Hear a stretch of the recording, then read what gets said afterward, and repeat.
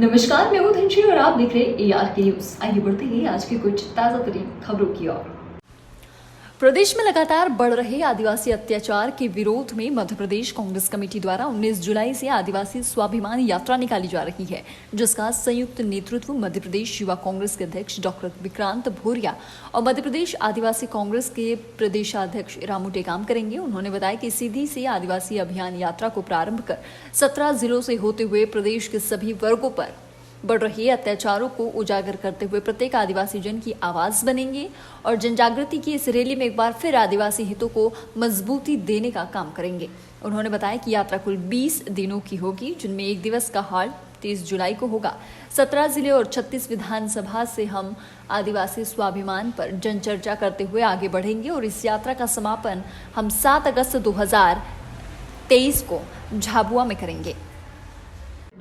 सीधी को क्यों चुना? सीधी को अपने इसलिए चुना है, जो मानवता को शर्मसार करने वाली जो घटना सीधी में हुई है और जो प्रदेश के मुखिया शिवराज सिंह चौहान जी और उनके पूरे मंत्री और उनका पूरा शासन प्रशासन इस घटना के होने से और जिस व्यक्ति ने इस घटना को अंजाम दिया उस व्यक्ति से अपने संबंध होने से नकार दिया था। पल्ला झाड़ रही थी, पाक साफ वो अपने आप को बता रहे थे, लेकिन ऊपर वाले के घर में देर है अंधेर नहीं है और वो चीजें उजागर हुई। फिर आखिरी में शिवराज सिंह चौहान जी को भी अपनी गलती का एहसास हुआ और उन्होंने हमारे भाई को बुला करके उनके चरण धो करके अपने पाप धोने का उन्होंने कोशिश की, लेकिन ये पाप धुलने वाले नहीं है।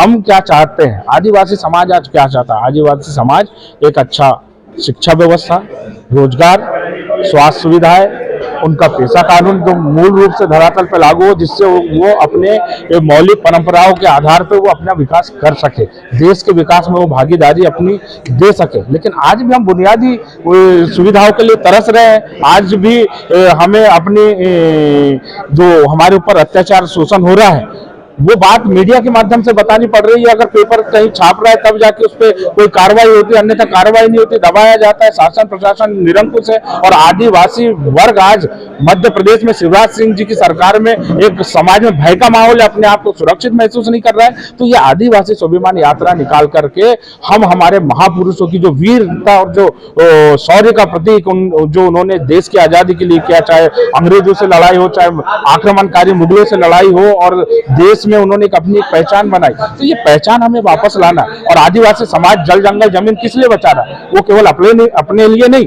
जल जंगल जमीन तो हर एक मानव प्राणी के लिए और जीव के लिए, हर एक जीव के लिए है। तो आदिवासी समाज ने हमेशा मानव समाज की बात की है, हर धर्म की बात की, तो हम हर धर्म को बचाने के लिए यात्रा निकाल रहे हैं और नफरत खत्म करके मोहब्बत कैसे स्थापित हो, हम लोग आपसी भाईचारे में हम देश को कैसे आगे बढ़ाए, उसके लिए यात्रा।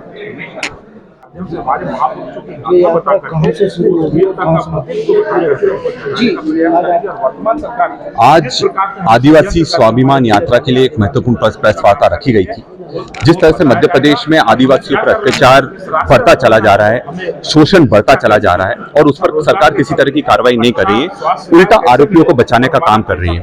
ये एक सोची समझी साजिश है जिससे आदिवासी स्वाभिमान, सोच और पहचान को खत्म करने का ये प्रयास कर रहे हैं। इस आदिवासी स्वाभिमान यात्रा के माध्यम से हम 36 आदिवासी विधानसभाओं तक पहुंचने का काम करेंगे, जो कि 19 जुलाई को सीधी से शुरुआत करेंगे।